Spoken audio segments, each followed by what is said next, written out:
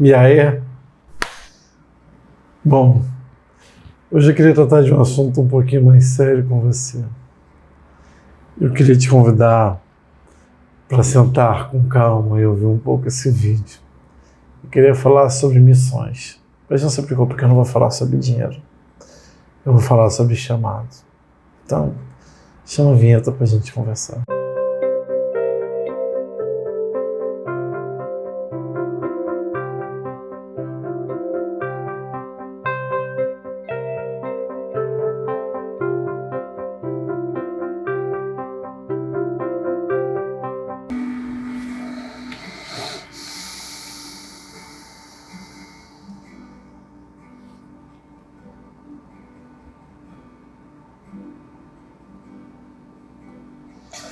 Eu ouço a doce voz do meu amado me chamar.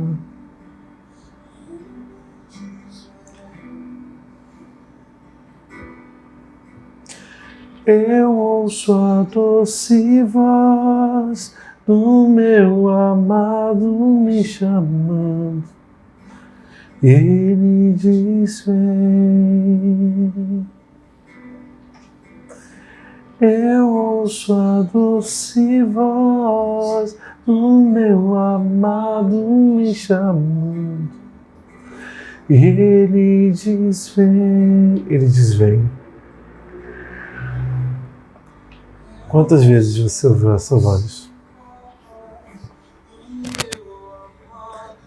Quantas vezes você, na sua casa, pensou e sentiu que Deus talvez quisesse um pouco mais de você? O chamado é algo fora do normal. Se você já sentiu esse chamado, você sabe do que eu estou dizendo. Ele é impactante, ele te incomoda, ele te dá comichão, mas entenda, o chamado é só um convite. O chamado não vem como obrigação. Eu muitas vezes atendi o chamado do Senhor, mas muitas das vezes eu ignorei, eu retardei. Mas à vista do meu próprio chamado, para muitos amigos e familiares, eu deveria estar como pastor. Talvez não fosse o tempo, talvez eu tenha retardado. Mas eu queria falar com você sobre chamado hoje. E me permita fazer um vídeo com um pouco de leitura, porque eu quero fazer uma leitura sobre chamado. Mas quero fazer uma leitura de um clamor que existe de Deus e entre as nações. Eu quero ler com você o texto de 1 Reis 19. E eu queria ler a partir do versículo 19. E ele diz assim: Elias saiu dali e encontrou Eliseu, filho de Safate, que estava lavrando 12 juntas de bois adiante dele. Ele estava com a 12ª junta. Elias passou por ele e lançou o seu manto sobre ele. Então Eliseu deixou os bois, correu atrás de Elias e disse: Deixe-me beijar o meu pai e a minha mãe, então eu o seguirei. Ele respondeu: Vá, mas volte, pois você sabe o que eu fiz com você. Eliseu voltou para trás, pegou a junta de bois e sacrificou. E com o equipamento dos bois, cozinhou a carne e deu ao povo, e eles comeram. Então levantou e seguiu Elias. Que palavra linda, Senhor. Que convite fenomenal. Que atitude magnífica. Que o seu convite e seu chamado para nós, Deus, seja evidente todos os dias. E que saibamos responder como Eliseu respondeu. Existe uma música do Morada que eu gosto muito, depois eu te aconselho a ouvir, Eu ainda não sei botar no card, inclusive estou sabendo que o YouTube vai tirar o card. De repente eu deixo aqui na descrição o link. Mas essa música fala exatamente desse texto do chamado, em que Eliseu queima as carroças. Quando Eliseu foi chamado, Eliseu não estava à toa, não estava sentado em casa, não estava passeando, não era um exímio pregador da palavra e estava lá pregando a palavra e Deus realmente chamou. Eliseu estava apacentando 12 juntas de bois, já estava na 12ª, ou seja, eram grupos de bois, ele estava o dia inteiro a trabalhar e quando Elias chega ele está na última. E ele simplesmente joga sobre ele a capa. O que é jogar a capa? É lhe convidar a seguir. Quantas vezes alguém ou o próprio Deus jogou a capa sobre você? Quantas vezes você se sentiu motivado a uma atitude missionária, um chamado, ou mesmo que seja na sua redondeza, onde você quiser? A diferença é a atitude de Eliseu. O chamado de Eliseu. Eliseu pega essa última junta de bois, sacrifica, mata todos. Mas não mata por matar, mata e alimenta o povo. Ele distribui. Ele pega as próprias carroças dos bois, junta, faz uma lenha, queima e assa essa carne. O que Eliseu está fazendo? Eliseu está quebrando o seu vínculo com aquilo que o prendia. Às vezes a gente não consegue suprir ou seguir o nosso chamado porque a gente não consegue quebrar os nossos vínculos com aquilo que nos prende. O que está lhe prendendo? O seu trabalho, o seu medo? O que te impede de seguir o seu chamado? E por que eu queria falar desse texto? Por que eu queria deixar essa pulga atrás da sua orelha sobre o seu chamado, sobre o seu convite? A minha oração é que nesse momento, você que tem um chamado, seu coração comece a queimar. Que você deseje viver o seu chamado de forma evidente. Que você queira, de fato, seguir e obedecer aquilo que Cristo lhe ordenou. Eu queria ler uma carta para vocês, uma carta de um missionário. Quem mandou para mim foi um outro amigo meu que foi missionário de Jocum comigo e que trabalhou alguns anos no projeto Tailândia. Na verdade, ele foi para a China também. E ele está exatamente levantando mantimentos para voltar. Mas o assunto, novamente digo, não é esse.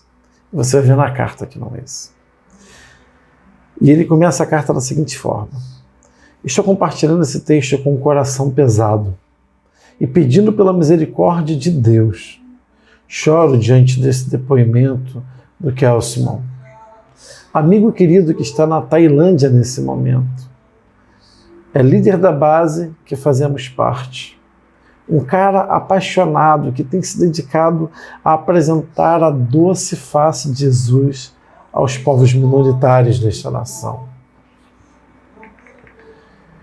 E por isso oro todos os dias, pedindo a Deus que nos permita passar a Macedônia e ajudá-lo. Eis-me aqui, envia-me a mim. Por favor, não curta a foto se não for ler o texto. Eu vou deixar as fotos para vocês aqui no vídeo.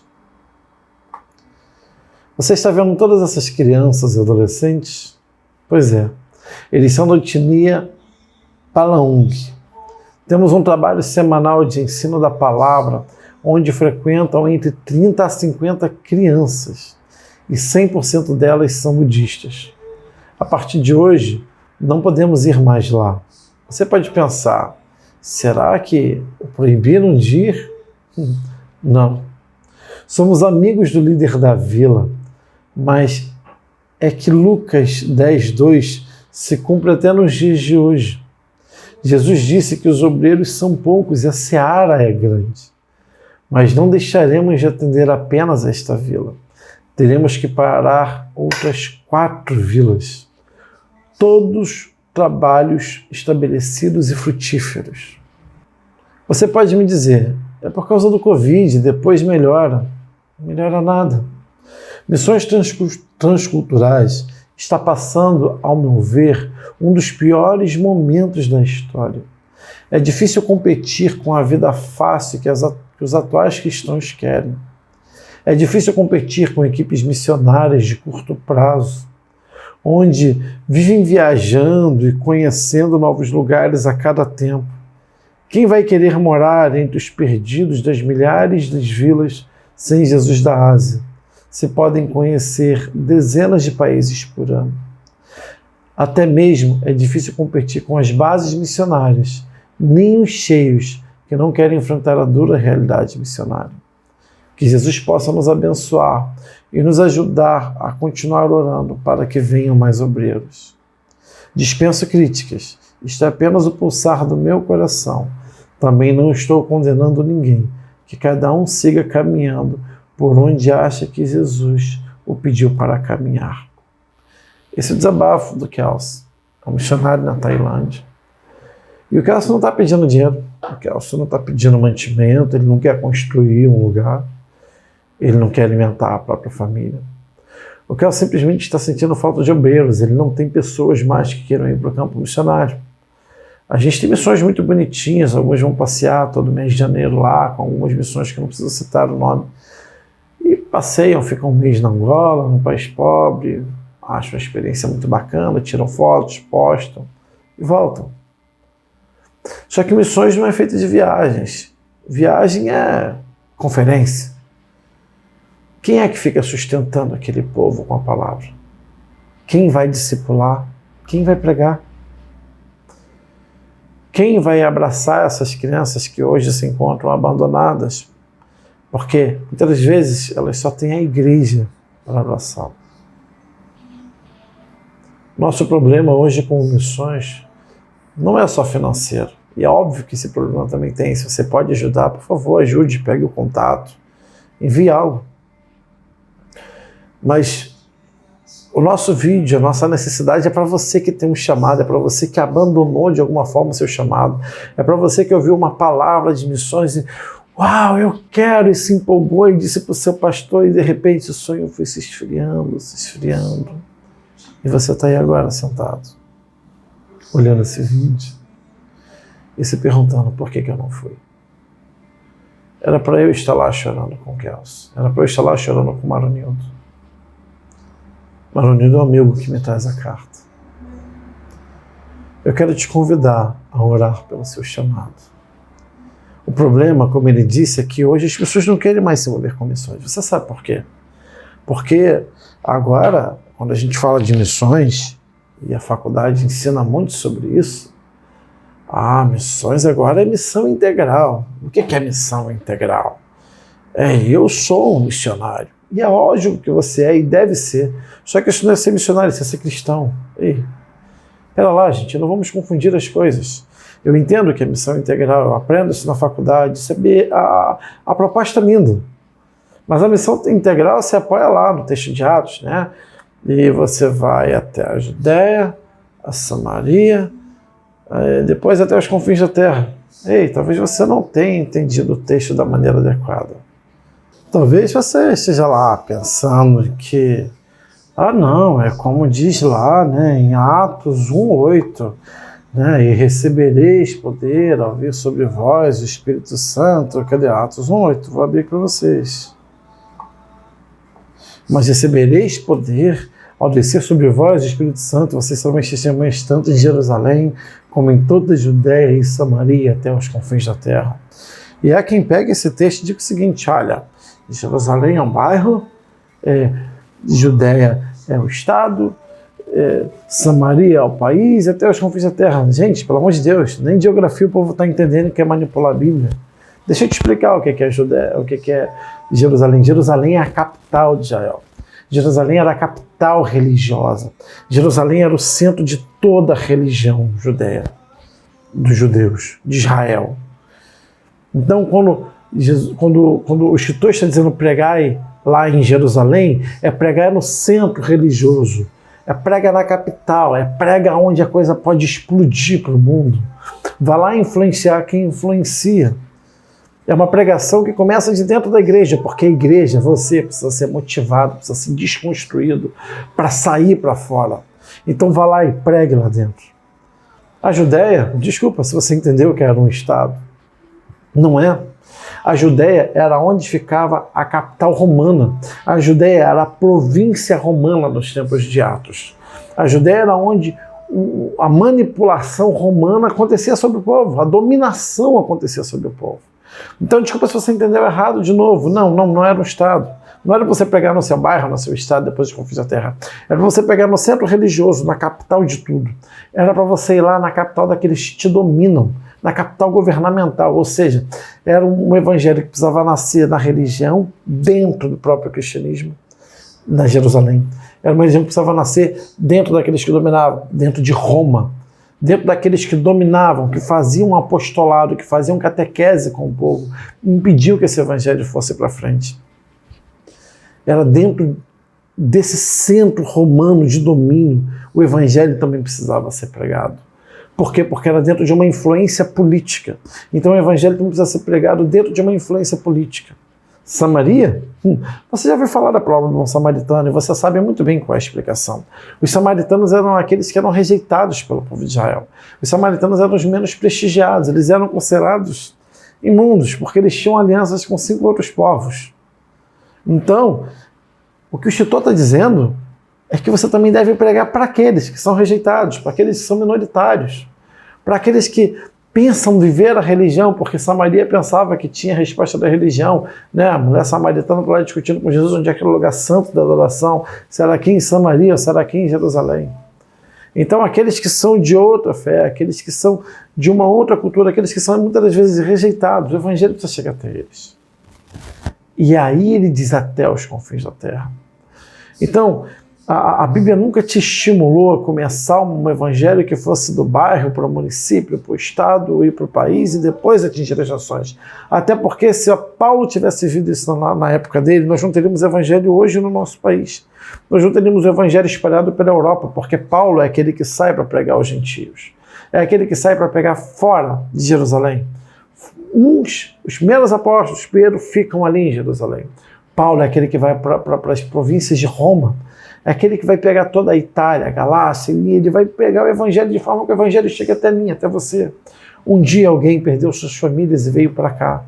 Os primeiros missionários brasileiros, famílias inteiras, como Ashton Green Simon, um missionário presbiteriano, perdeu sua esposa e seus filhos nessa missão para construir uma história aqui no Brasil. Agora há pessoas precisando de você lá fora. Há pessoas precisando de você aqui, mas há pessoas que precisam de você lá. E o que você tem feito? Até onde você tem ido? Para onde você vai? Para onde vão os perdidos? Um dia, diz a parábola, ele nos pedirá conta daquilo que nos foi oferecido e o que tens tu para apresentar a Deus. Missões precisam ser feitas. E se você faz missão no seu bairro, no seu local, parabéns. Você não passa de um bom cristão. Desculpa. Agora, e quem vai falar para aqueles que estão morrendo sem Cristo? Outra coisa, você vive dizendo que quer que Jesus volte, Maranata, a hora vem, Senhor Jesus. Mas a promessa bíblica é que quando todos ouvirem e tiverem oportunidade, então ele virá. Se você realmente é um apaixonado por Cristo, se você quer que ele venha, então faça com que ele venha. Clame para que ele venha. Grite para que ele venha. E a melhor forma de fazer isso é levando o evangelho aos outros. O que não podemos fazer é ver pessoas abandonadas em seus países, porque nós nos acovardamos. Ainda há tempo. Não importa a sua idade, não importa o seu local, não importa se vai ser pelo YouTube, não importa se vai ser você viajando, não importa se vai ser você financiando. Ninguém está falando de dinheiro, ninguém quer aqui o seu dinheiro. Todos precisamos, mas ninguém está te pedindo isso. Dê voluntariamente, dê porque sente vontade. Agora nós precisamos de missionários. Jesus já dizia, a série é pouca, a série é grande, mas os trabalhadores são poucos. Seja você um trabalhador dessa seara. E eu queria poder dizer isso de uma forma mais calma e branda. Mas eu quero te desejar que Deus queime o seu coração por esse chamado. Para que você possa transmitir a outros aquilo que a gente deseja aqui nesse canal. Um pouco de graça e paz.